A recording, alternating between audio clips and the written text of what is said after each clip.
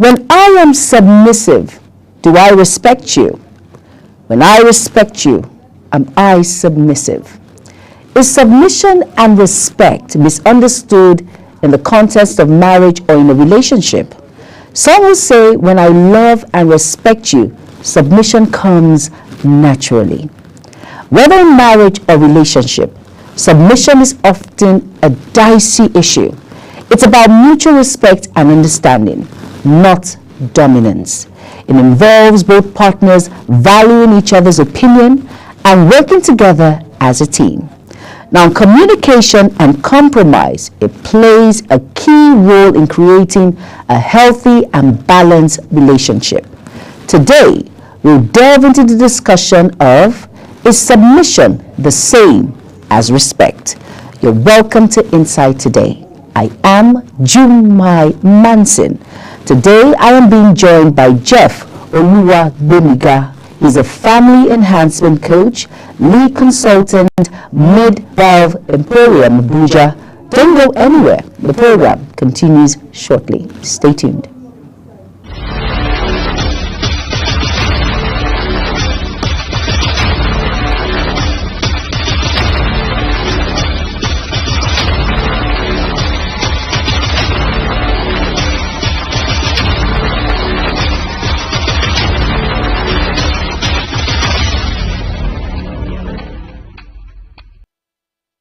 You're welcome back, and if you're just tuning in, it is Insight Today on Global Television.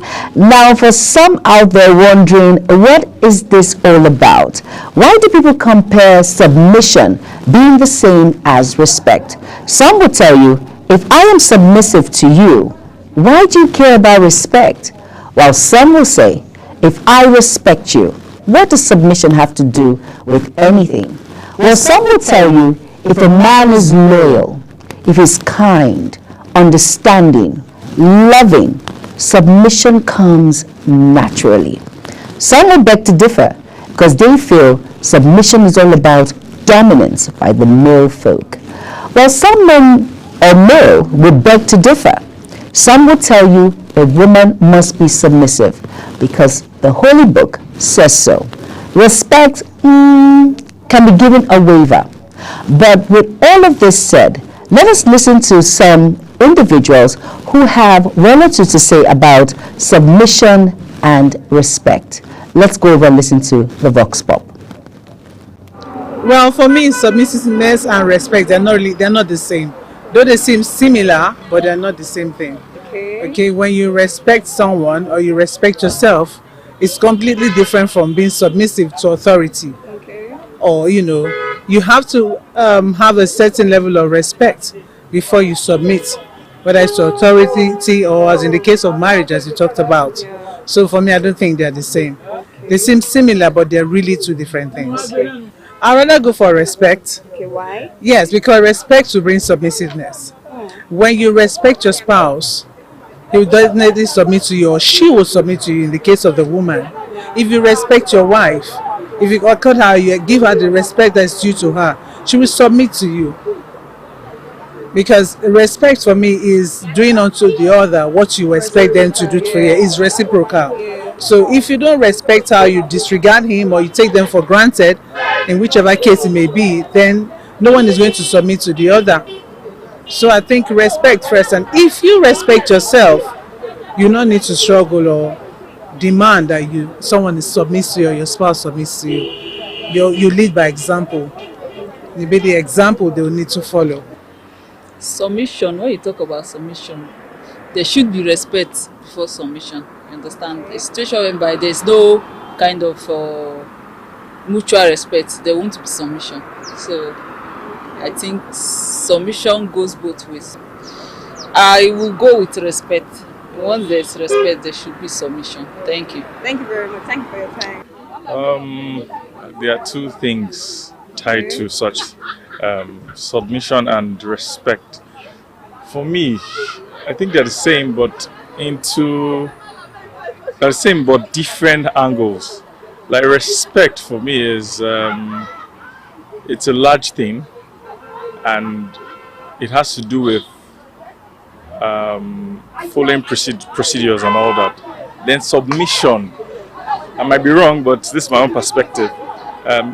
Submission has to do with, when it comes to marriage, it has to do with going along with your spouse, like doing things together accordingly without hiding things from each other.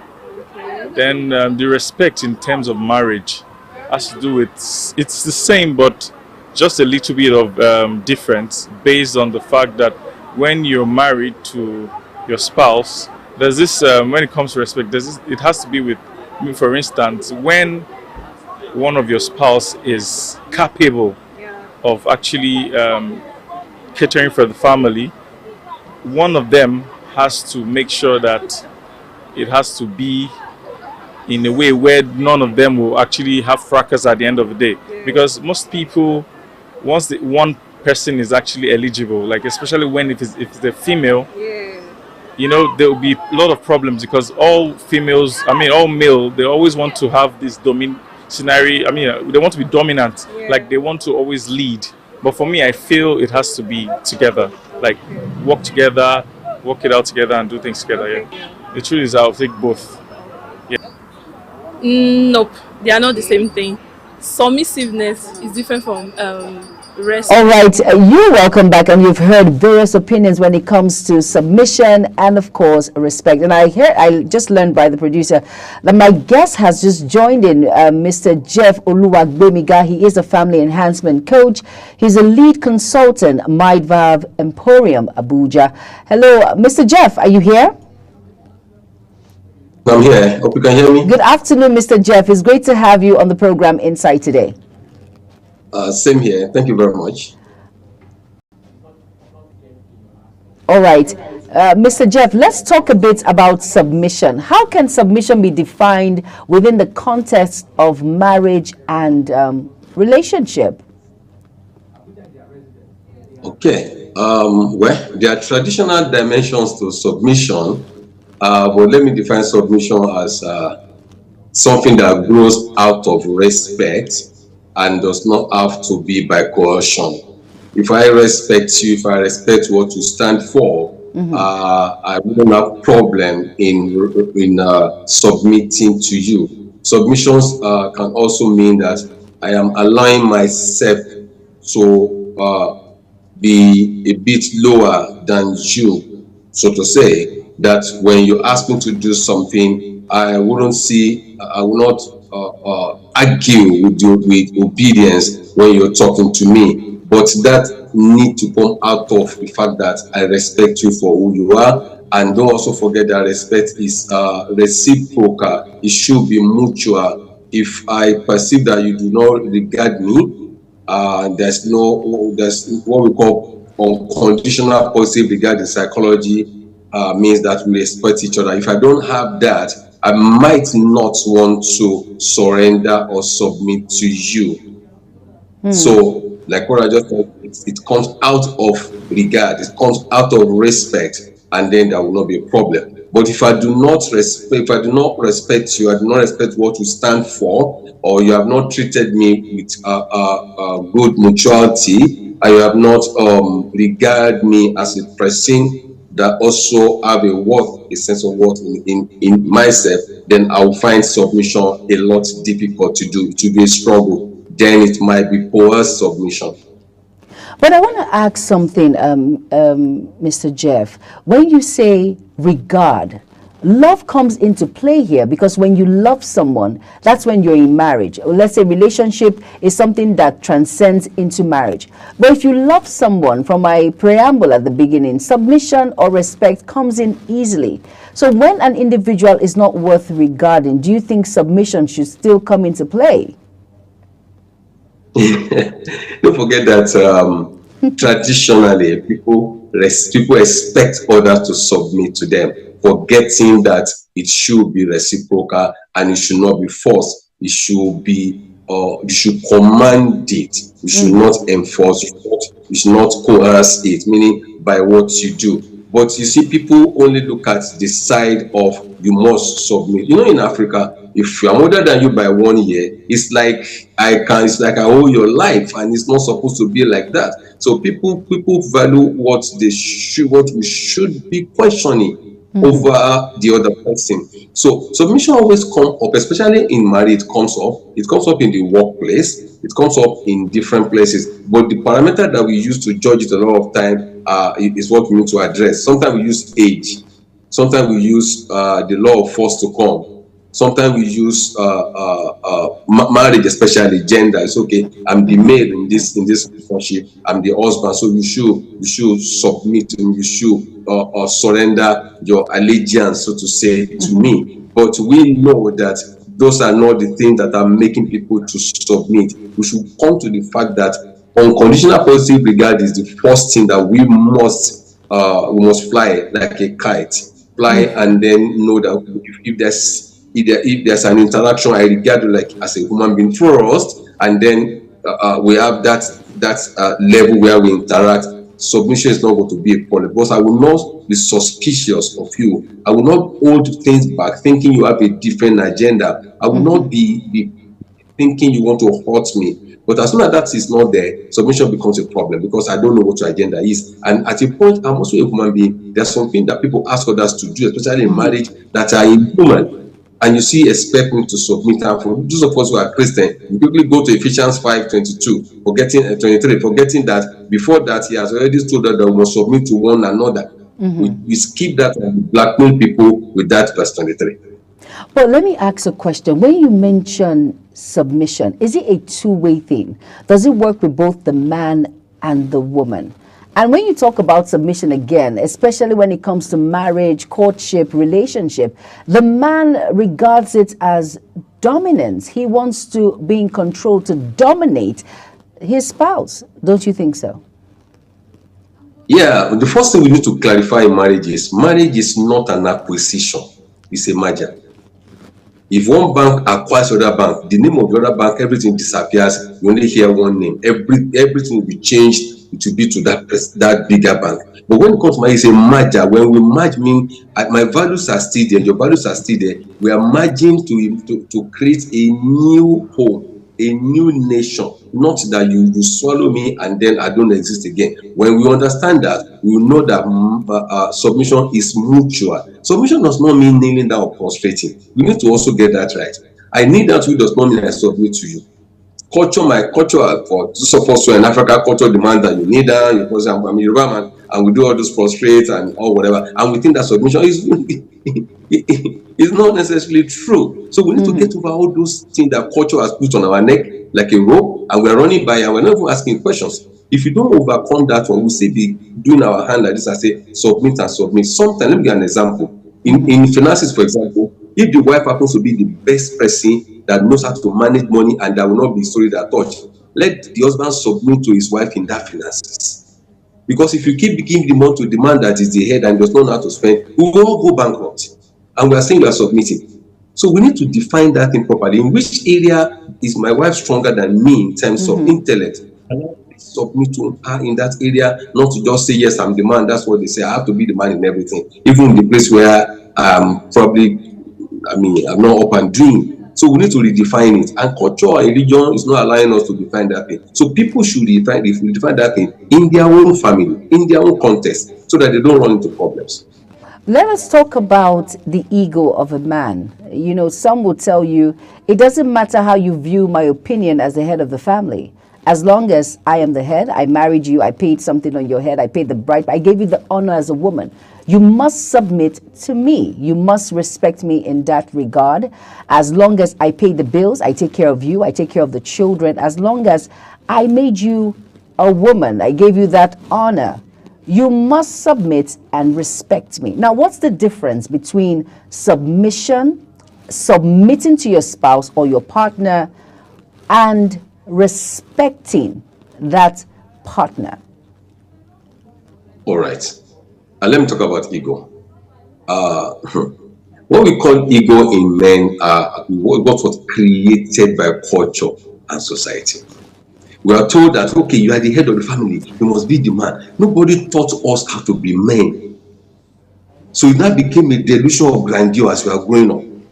We want to be the man, want to be the man. Unfortunately for us, men, there's a lot of things that teach men. A lot of us, we were not trained by our fathers, for example, how to be a good husband. Because he himself doesn't even know how to be. He just was a father by accident, became a husband by whatever, and then everybody's just growing. But now, when the ladies come out, you get into United Nations that are doing something for women and girls, NGO doing women and girls. Have you seen for boys and men? It's very scarce. So when a man is developed very well, he is now asked to submit to a man who probably the only thing you know that I'm the head. What makes you the head? How do you become the head? He does not know. Exactly. So it results into violence. And the only thing we just say, you are not submitting. Submit to who? And submit to, how do I submit to somebody who probably does not have the intellectual capacity to be submitted to? So that now, instead of us handling the ego, we now go into the illusion of grandeur. I am the head of this family, even though we know we don't have anything.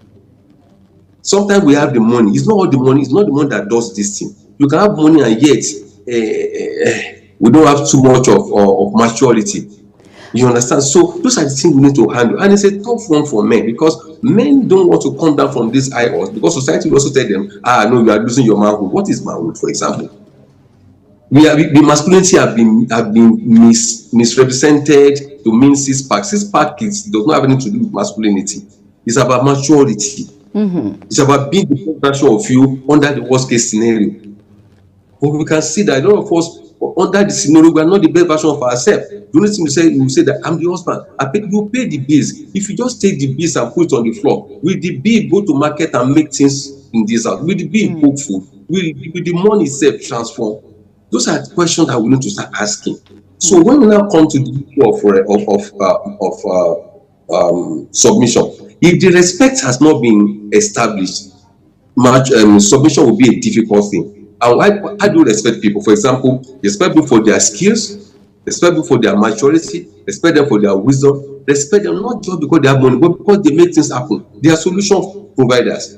There's a problem in the family, for example, even common ordinary bulb can be spoiled, and the husband will just say, I don't want to fix it. This is the third week, you have not fixed it. Now the electrician to come and fix it. That electrician has taken away part of what's supposed to be your masculinity. And you now say you are not respected. So there's so many things. The society has done a lot of havoc for men, but each person needs to stand up for themselves and begin to retrace their step. It's not masculinity, it's not about muscles, it's about maturity.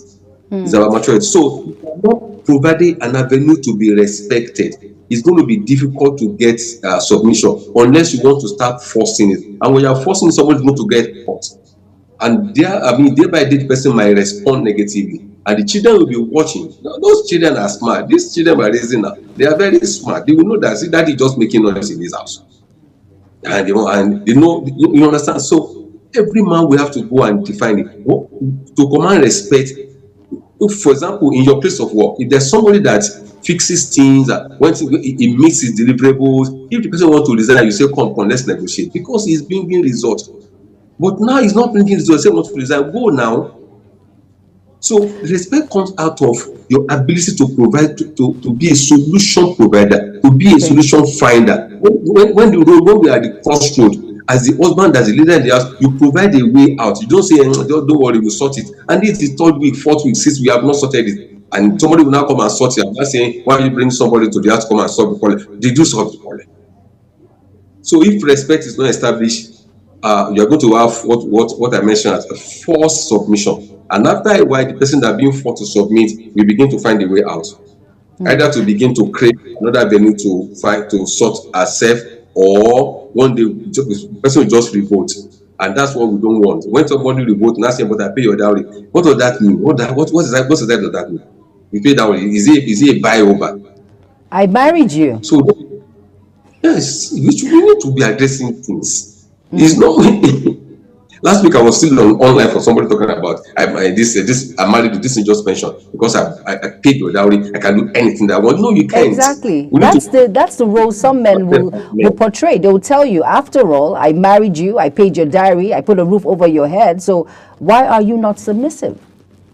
Marriage is not an acquisition of somebody's life and destiny. It's a merger of two people. Somebody decided to leave this side and meet at a place where we will build our own nation. And when we get to that point, we need to drop things and pick things, learn, relearn, and unlearn, and build new things. Until men, especially, I'm a man, I know what I'm talking about, but we begin to drop some of those things that society has just put us on top or on high jump. You are the man, you are the man. Do we have that skill to be the man? If we know what it means to be a man, some of us will not get married because a whole lot of things are hanging around you, and you're expected to be matured. And yet some of us are not. So we can't just get submission just because we pay bill or just because we are men. No, we need to translate from being a male to becoming a man. Some of us are still at the male level. Male is just an identification that you are a male and you are not a female. But when it comes to man, we're talking about maturity, about accountability. Maturity and accountability. We need to do that. And then being a neuron, MAN. Men, the M is maturity, the A is accountability, that N is the neuron, that connects everything. So you must be up and dream. You can't just down tools and say because the food is not sweet, you down to. That's immaturity. Now, let's look at quickly now because of our time. Now, how can couples navigate differences in opinions while maintaining a respectful and submissive attitude towards each other in marriage? They need to create a system that works for them. When I teach premarital class, I tell people to do what we call family constitution and then what we call user's manual. User manual is very, very powerful too. User manual means, for example, I have a phone. That phone came with a manual. If I don't read that manual, I might not get the best out of that phone. Number one. Number two, I might misuse that phone. So I, as the male, I came with a user manual. You, as the woman, you are coming with a user's manual. Let's look at your user's manual. How did you grow? How did I grow? What are the things in for example, when I just got married, time was an issue between me and my wife. They are extremely time conscious in their house. In my own house, time does not even exist. You just do what you want to do. So we need to sit at the table and agree. But it takes humility on the side of both of them, especially us men, to be able to sit down and say, okay, this is me. Sometimes we think you are probing me, not the man. Why are you probing me? Why can't we be probed? Why can't we, even God answers question, why can't we answer question without creating defenses? But this thing borders down to the Okonkwo syndrome. It things fall apart. I wrote something about it before. Okonkwo does not want to be taught as a weak person. In the process, he went into error. The same community that was trying to prove big man to were the one that finally banished him because he made an error. So a lot of times we do not want to fall into error, but we fall into that same error. So we need to sit down and say that we are human beings first, and then we are liable. We need to listen, we need to be accountable. Exactly. Just like start from us, men. Well said, Mr. Jeff Oluwagbemiga, and that's where we will have to end the program at about this time. But thank you so much for being a part of Insight today. Mr. Jeff Oluwagbemiga, he's a family enhancement coach, lead consultant, Mind Valve Emporium, Abuja. Thank you so much for being a part of the program and sharing your wheel of experience with us today. Thank you so much. All right, now submission in marriage or relationship is not exactly the same as you have heard, but they are closely related. Submission involves willingly yielding to your partner's lead or decision, while respect encompasses valuing and honoring your partner's opinions, feelings, and autonomy. Now, in a healthy marriage, both submission and respect are essential components that contribute to a strong and harmonious relationship. Thank you all so much for being a part of the program Insight today. Hope you've learned. He said something very crucial. He said the humility of a man. Of course, do not allow your ego to get in between when it comes to submission and relationship of your partner. I am Jumai Manson. Thank you all so much for being there. Have an amazing day ahead.